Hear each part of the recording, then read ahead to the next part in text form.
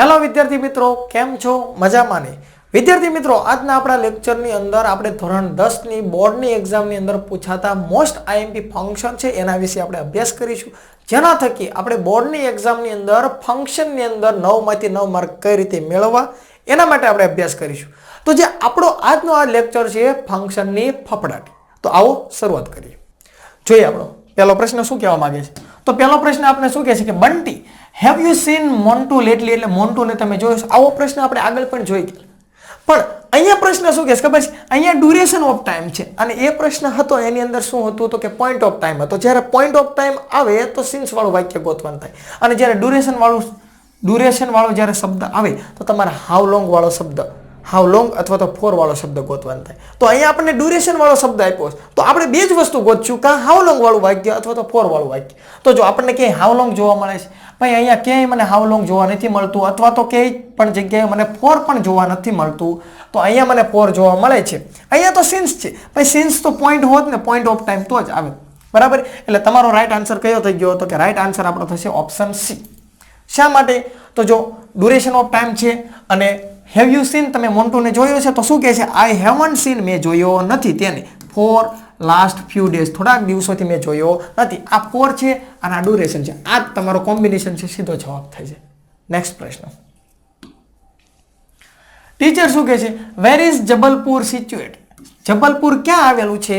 તમારે describing location, location એટલે સ્થળ વિશે તમારે વાત કરવાની. ભાઈ ક્યાંથી પ્રશ્ન પૂછે છે, ક્યાં આવેલું છે એમ પ્રશ્ન પૂછે છે, કેવું છે એમ નથી પૂછતા. તો ધ્યાન રાખજો, જો કેવું ક્યાં આવેલું છે એવું પૂછ્યું છે તો આપણો જવાબ શું થાય? જો અહીંયા આપણને જવાબ બતાવીશ, શું કહે છે? ઇટ ઇઝ સિચ્યુએટેડ, એટલે કે આવેલું છે ઓન ધ બેંક, એટલે કે કિનારા ઉપર. ક્યાં? તો કે નર્મદા નદી છે એના કિનારે આવેલું છે અને એ પણ મધ્યપ્રદેશની અંદર. એટલે ક્યાં આવેલું છે એવો પ્રશ્ન પૂછો એટલે આપણો રાઈટ આન્સર શું થશે? Option B. અને અહીંયા આપેલું છે કે ભાઈ significant city popular for marble rock site, એટલે આરસના પથ્થર માટે જાણીતું છે. કેવું છે એમ પૂછવું હોત ને તો ઓપ્શન એ આવે, એટલે ઓપ્શન એ નહીં આવે, કારણ કે અહીંયા આપણને વેર પૂછેલું છે. તો ક્યાં આવેલું છે? તો કે મધ્યપ્રદેશમાં આવેલું છે, એટલે ઓપ્શન બી થશે. ઓપ્શન શું કહે છે? Sorry madam, I don't know, હું જાણતી નથી. તો પછી તને પૂછવું નથી, તું ન જાણતી હોય તો option D, I don't anything about Jabalpur, Jabalpur વિશે મને કાંઈ ખબર નથી. કાંઈ વાંધો નહીં, અમે ગોતી લઈશું જવાબ. ઓપ્શન બી તમારો રાઈટ આન્સર. ત્રીજો પ્રશ્ન શું કહે છે? ત્રીજો પ્રશ્ન, લોયર એટલે વકીલ. When do you reach at the crime scenes? Crime scenes જે કંઈ ગુનો બન્યો ત્યાં કણ તું ક્યારે પહોંચ્યો હતો, કે જોયું ક્યારે તું પહોંચ્યો હતો? તો મેનેજર શું કહે છે? સ્પેસિફાઈ ટાઈમ, તમારે ટાઈમ બતાવવાનો છે. આવું ટાઈમ બતાવવાનો છે તો ખોટો આપણો સમય ન બગાડે. અહીંયા આપણને શું કહે છે? 11 વાગ્યાનો સમય આપે છે. આ જ આપણો જવાબ થતો હોય, જોઈ લેવાનું. શું કહે છે? તો મેનેજર જવાબ આપે છે કે I reach there at 11 o'clock, હું 11 વાગે ત્યાં પહોંચ્યો. એ ટાઈમની વાત છે તો જો અહીંયા ટાઈમ બતાવી દીધું. જ્યારે ઓપ્શન, અન્ય ઓપ્શન જોવો તો આપણે શું કહેવા માંગે છે? તો કે આઈ ડોન્ટ રિમેમ્બર, મને ખબર નથી. ખબર નથી તો અહીંયા આવ્યો હું લેવા? Option C, I was already late, હું મોડો હતો તે જોયું થું લેવા. Option D, the peon was there all the time, પટ્ટાવાળો છે ને એ હંમેશા હતો. પણ એ તને ક્યાં પૂછ્યું કોણ હતું કે હું તને પૂછું છું. ઓપ્શન આપણો રાઈટ આન્સર શું થાય છે? અહીંયા 11 વાગ્યાનો ટાઈમ આપેલો છે. Option D is the right answer.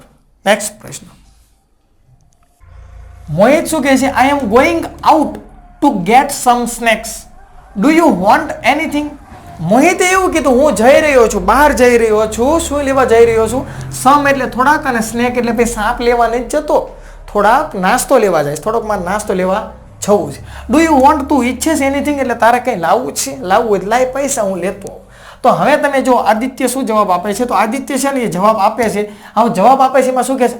I am not hungry, એટલે હું હંગ્રી એટલે હું ભૂખ્યો નથી. હવે સ્વાભાવિક છે, ભૂખ્યો નથી તો એ યસ હા થોડોક પાડક મારે હાટું તું લેતો આવજે. જો ત્રણેયની અંદર યસ આપેલું, ત્રણેય ઓપ્શન નીકળી ગયા, સીધો તમારો જવાબ ઓપ્શન સી થઈ ગયો.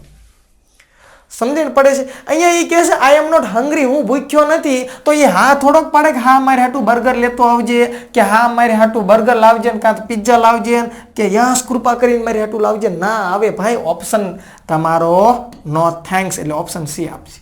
અહીંયા તમે નો થેન્ક્સ મૂકી દો તો આદિત્ય શું કહે છે? નો થેન્ક્સ, કે ના ના તારો આભાર તે પૂછ્યું એટલે આઈ એમ નોટ હંગ્રી, હું ભૂખ્યો નથી. Option she is the right answer. Next. શરણ શું કહે છે? What is the first step to make popcorn? પહેલું સ્ટેપ, પહેલું પગથિયું શું છે કે મારે પોપકોર્ન બનાવવું હોય તો મધર શું કહે છે? Describing process. હવે તમારે જ્યારે ડિસ્ક્રાઇબિંગ પ્રોસેસ આવે એટલે તમને ખબર છે V1 વાળું વાક્ય આવે. હવે અહીંયા જો કરતા આપેલું છે પહેલા જ યુ છે, હાલો આ ઓપ્શન નીકળી ગયો, અહીંયા કરતા છે આ નીકળી ગયો. હવે તમારી પાસે બે ઓપ્શન રહ્યા.